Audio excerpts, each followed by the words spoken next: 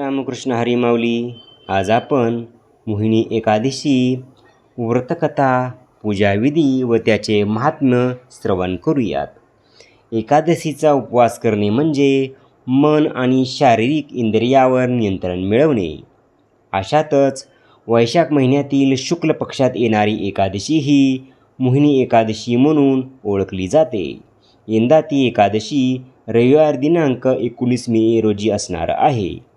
धार्मिक मान्यतेनुसार ही एकादशी अधिक खास मानली गेली आहे. या दिवशी भगवान विष्णूची पूजा केली जाते. वैशाख मासातील शुक्ल पक्षातील 19 मेला मोहिनी एकादशी असणार आहे. भगवान विष्णूला प्रसन्न करण्यासाठी व त्यांचा आशीर्वाद मिळावा यासाठी उपवास केला जातो.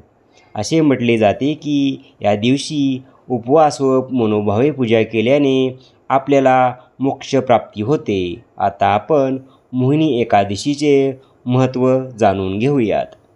विष्णू पुराण आणि पद्मपुराण यामध्ये मोहिनी एकादशीचे व्रत व त्याचे काय महत्त्व आहे याबद्दल सांगितले आहे.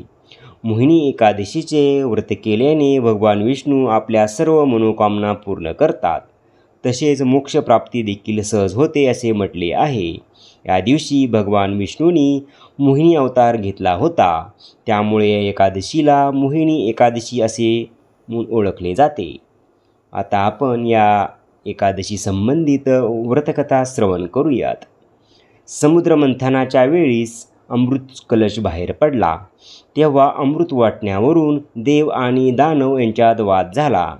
तेव्हा देवताच्या विनंतीनुसार भगवान विष्णूंनी राक्षसांचा पराभव करण्यासाठी मोहिनीचे रूप धारण केले.